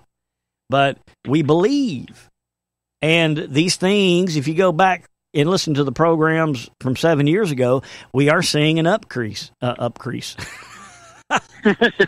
We're seeing an uptick and an increase of these things. They're increasing. Go ahead. I was saying that's your way of saying both of those at the same time. There you go. An upcrease. An upcrease. Boy, I tell you what, I'm batting 1,000 tonight, ain't I? But, we love you, man. We love you. Well, I'm trying, man. And here we go, man. Every time I pull up an article, all of the advertisements around the article is all ham equipment. See, the devil is trying to entice me, man. And it's not going to work. It's not gonna. If anybody's thinking about sending anything to Greg for Christmas or for his birthday, just think ham radio stuff. Just any he would appreciate that. I'll say that because I know he wouldn't say that. Well, Chuck's been over here. He's been over here right before showtime, and I'm closing off with somebody in Italy. You know, it's like, hey, I got to do my show, man. Got to go. He's telling me all of these different like pieces of equipment for the radio and and this and that. I'm just kind of smiling, appreciating his enthusiasm. I'm thinking, I have no idea what you're talking about. I have a little bit of an idea now that I've been around him so much. I'm like, oh, okay, that must be something for this or this and that. So explain to me, oh, okay. But yeah, I don't know anybody who's into ham radios as much as he is. So I appreciate that. Even though I don't understand, as far as I've got my things that I like, so I can appreciate that. Well, it's hard, man. Getting ready to talk about Iran violating the nuclear deal, and boom, Gigaparts has to put a new radio up, and I'm like, okay. I speak for myself. I don't know if it's like that for you, but being kind of like ADHD, kind of like ADD, like not ADHD, ADD. I kind of have a hard time. Most people who listen to me know, like, boy, this guy is all over the place. It takes a lot of work for me to I got to slow down a little bit and go, okay, what am I going to say? Okay, now I can, that makes sense. Okay, that's, I try to do that before I just start talking, because if I just start talking, I'll just go down this rabbit hole, that rabbit. I mean, you won't even know where I've gone. Just go, okay, where's this guy at? Okay. Yeah. I can appreciate that when you get something technologically throwing you off cue, in addition to the fact that you have a hard time with it anyway, it's really rough. Oh, yeah. Yes, it is. So, anyways. Well, okay, so the talk of UFOs has really begun to surface now, and that's growing. And so the question is this going to be the strong delusion? Now, we know in 2 Thessalonians when it talks about they'll be given a strong delusion where they believe a lie. With all of this, and I say minor, these small things that the government is pulling against Trump, these lies to get their followers, they've already hypnotized them with the music and the television shows and everything else, CNN.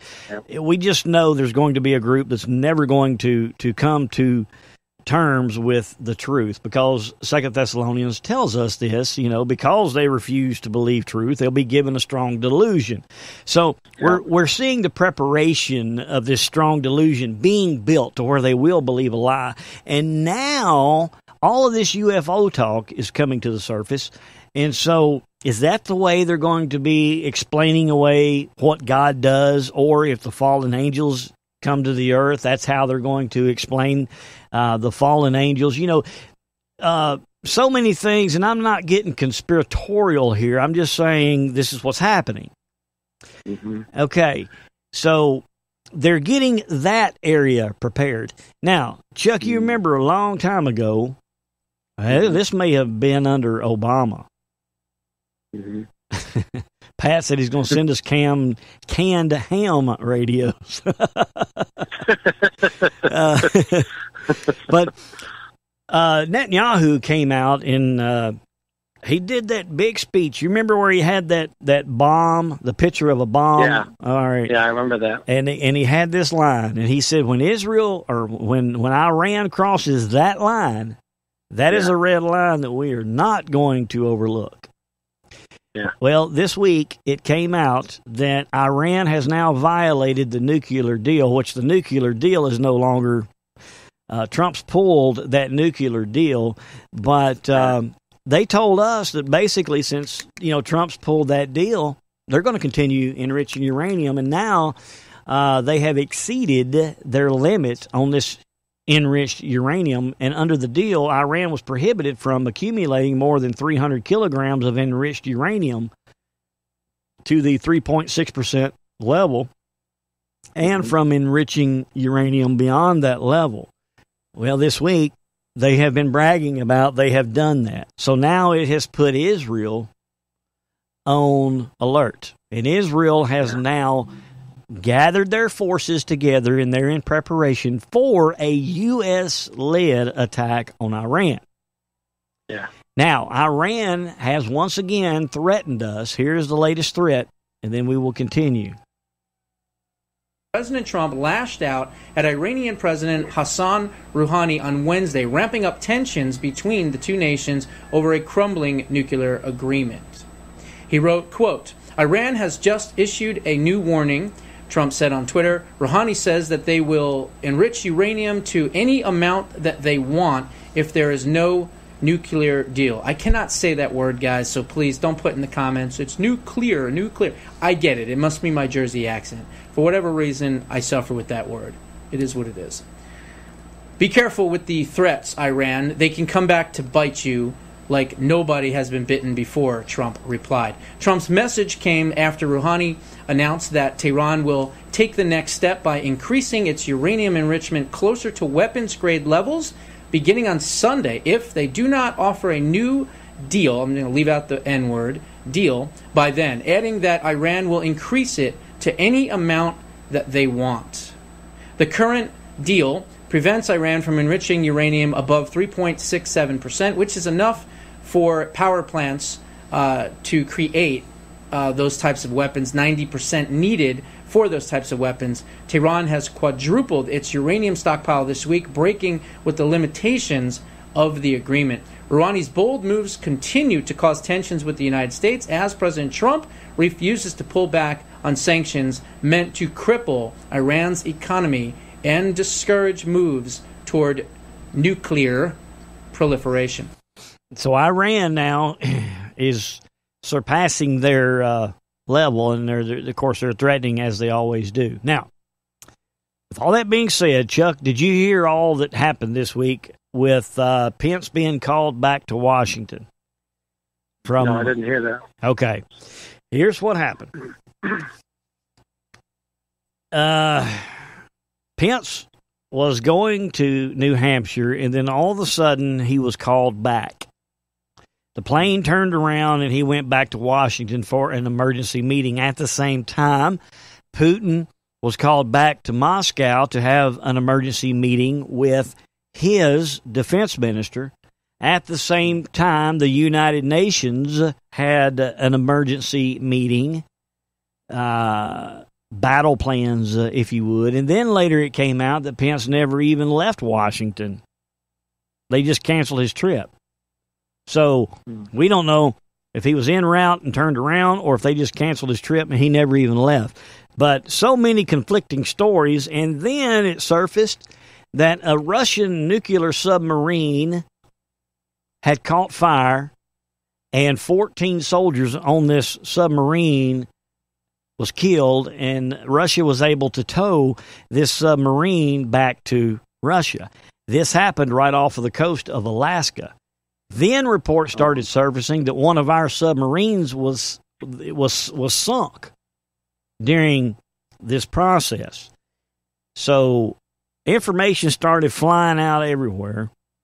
And we were getting a story here, a story there, that we got in a firefight with a Russian submarine, and it sunk ours, and then we fired back on that one and damaged it, caused the fire. I mean, so much stuff was coming out, and it's only hearsay. You know, we don't have any credible references as to what really went on, okay? But apparently this submarine is a super ultra secretive submarine. Now, it's not like a battle submarine. It's designed purposely to go to the depths of the ocean, crawl across the ocean floor. They've been taking soil samples from the ocean floor, and but this submarine is also known as the cable cutter, where they can go in the depths of the ocean and cut internet cables, communication cables, and stuff like that. So theory, doing air quotes here, the theory is that they were down there to sabotage us in some way, maybe cut our internet ties. I don't know. Supposedly, we engaged, which I don't know if that's true, because if you do something like that, that would be considered an act of war, and I believe we would be hearing more about that if that was the case. Yeah. And so as of right now, just to be perfectly honest with you, we really don't know what transpired other than the fact this happened with the Russian submarine, and all the leaders around the world went into their war chambers. At the same time, Iran's coming out and saying that they have surpassed their uranium enrichment. Israel then put their military on alert for an attack, of a U.S.-led attack on Iran. Now, I take you back to the Word of God. Again, I know I've said this before, but in Jeremiah, I believe it's 50 or 51, he talks about Elam. And Elam, back in the ancient days, was in the area of Iran today. It was in the southwest corner. Again, I use the analogy of the United States. If the United States was Iran, then California, Nevada, Arizona, that area would be considered Elam in Iran. That's southwest corner, okay? And if you go and you pull up an ancient map of Elam, it'll show you Persia, and then that southwest corner will be highlighted as that area of Elam. And then if you look at a map of Iran today, and then you lay that map over the ancient map, today in Iran, that area of Elam is where all of their major nuclear facilities are located. Wow. Yeah. So Jeremiah tells us that the Lord is going to break the bow of Elam, the chief of their might. Now, we know that when the Bible talks about bows, spears, it's just referring to weapons in general. Yeah. Okay? So if God is going to go into Elam and break their weapons, the chief of their might, what today is Iran's chief weapon? Yeah. It's nuclear, right, Chuck? Mm-hmm. All right. And it just so happens that all, or the large majority of their nuclear facilities is in the southwest corner of Iran today, in the ancient area of Elam. So Jeremiah tells us, because back in Jeremiah's day, Persia, it was called Persia, and that area was called Elam. And Jeremiah prophesied that God is going to break the bow of Elam, the chief of their might. So we know at some point, Iran is not going to fare good because it has been written. Now, whether it's the United States that does it, whether it's Israel that does it, or whether it's God himself, bring an earthquake or open up a sinkhole, I'm telling you that area in Iran is going to be broken somehow. When, I don't know. How, I don't know. I just know it will be. So, with that being stated, we have, the CIA ties that are tied to Iran that Trump's trying to cut loose, like he has with North Korea, Saudi Arabia, Syria. We see it, we've talked about this a lot. This is going to be a hard one to do. And so I have no idea what is going to transpire, but we are seeing a buildup to a conflict, a build-up to battle. The Bible tells us there'll be wars and rumors of wars.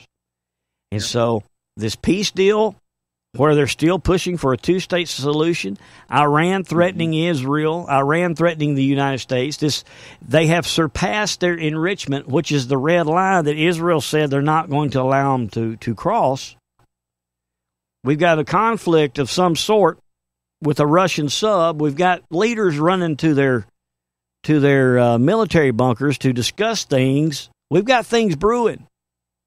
I was going to throw this in there about you saying that, that they, because the United States pulled back from the deal, they're going to just, do whatever they want. And I kind of chuckled like they were going to do that anyway. It's like, I feel like they kind of laugh at everybody thinking, oh, they actually believe that we're going to do this. Ha, ha, ha.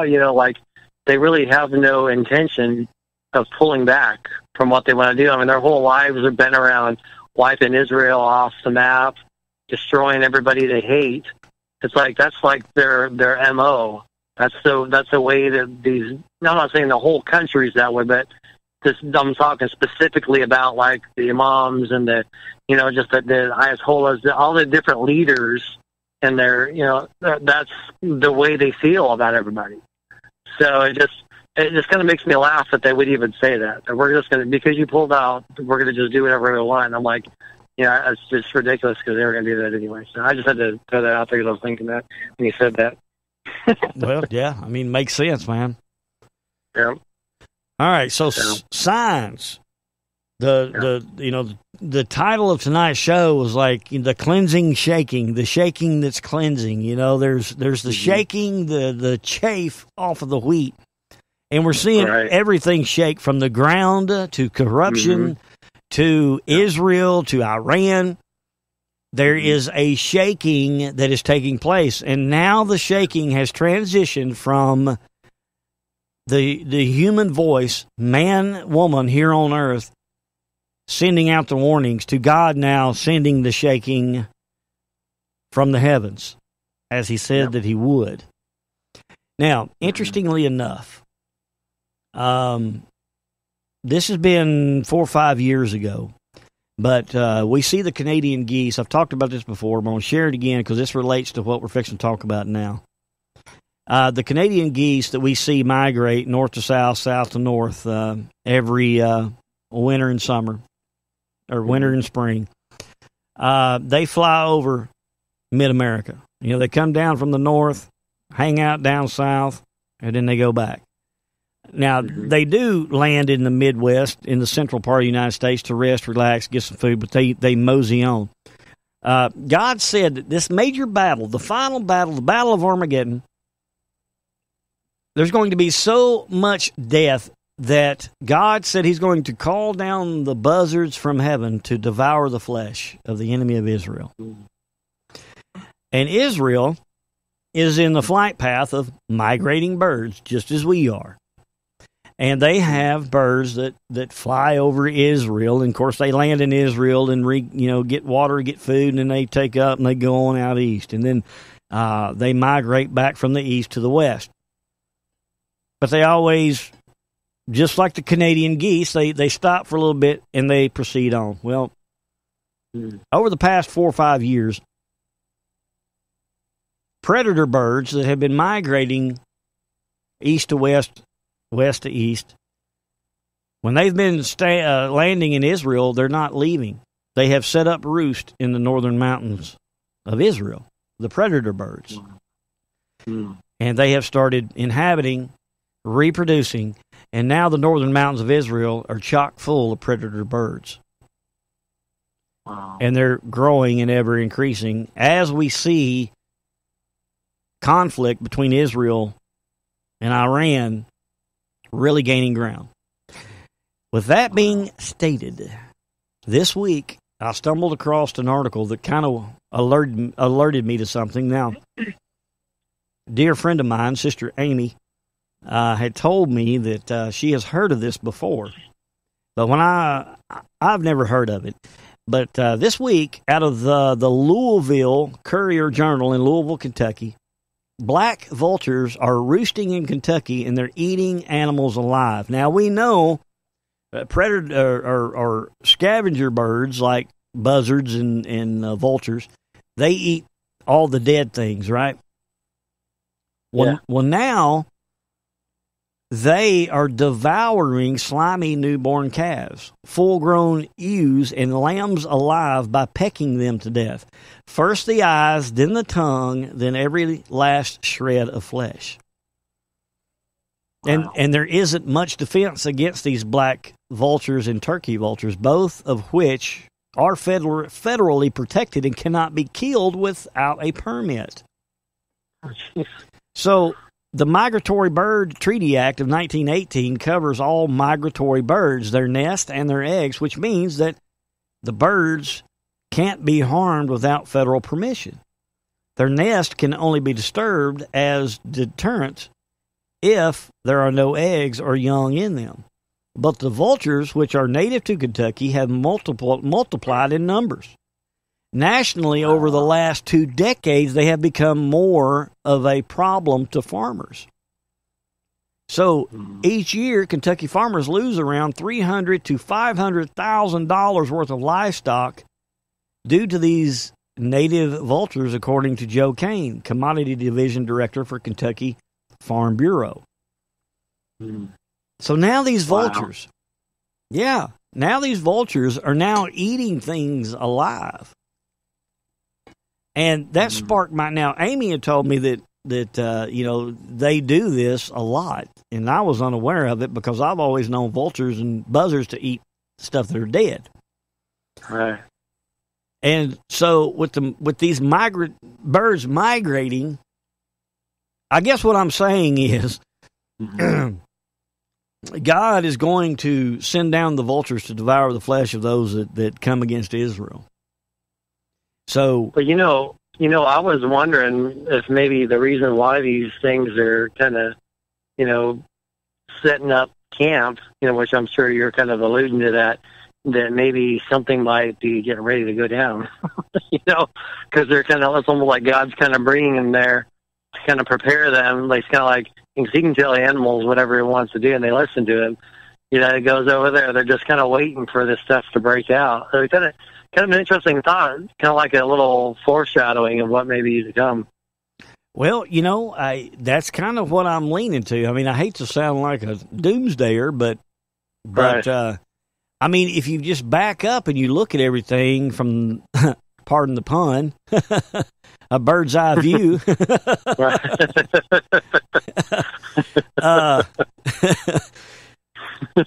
Like you said, Chuck, I mean, look at everything that's happening.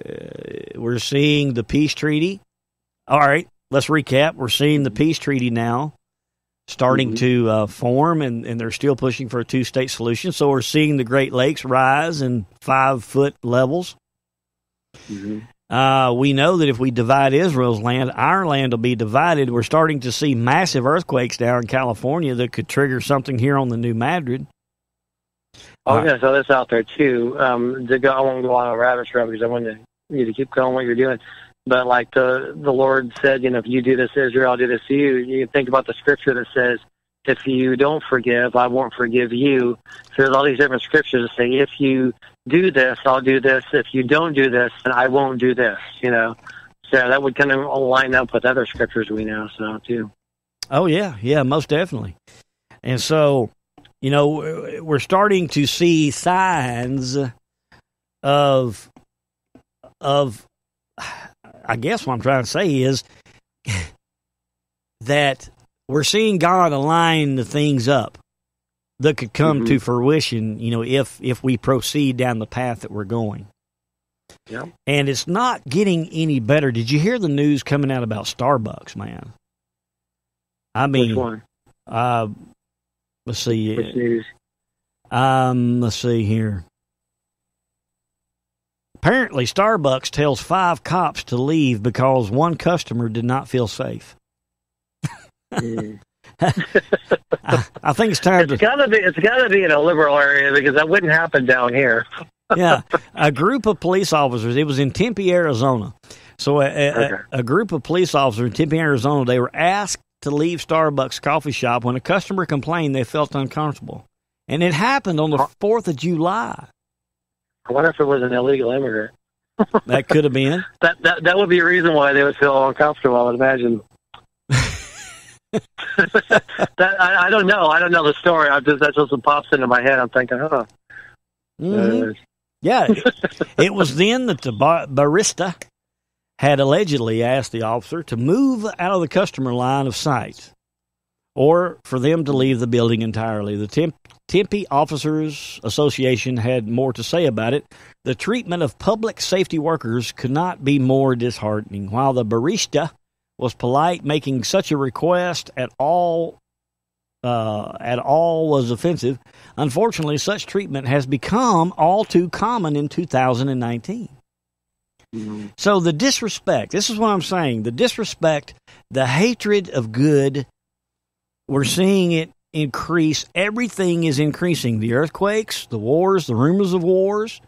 We're seeing the predator birds increasing. We're seeing trees now bursting into flames because of the sun. The hailstorm in Mexico, did y'all hear about that? It was like 4 or 5 feet of ice, hail. Yeah, I saw that. I saw that. That was on the Weather Channel. I saw that little headline, so. Yeah, and now the latest fad that's going around now. The latest fad is people are spitting in food, spitting in mouthwash bottles, licking ice cream, and putting it back on the shelves for customers to buy. Oh, great. The world is going insane. Wow. And then, okay, we're running out of time here. Man, I had so much to talk about, and I didn't get to it. Well, I'm going to have to do better at that. But anyway. We're going to have to do 2 shows a week. Yeah. Or move it to 3 hours. Something. There you go.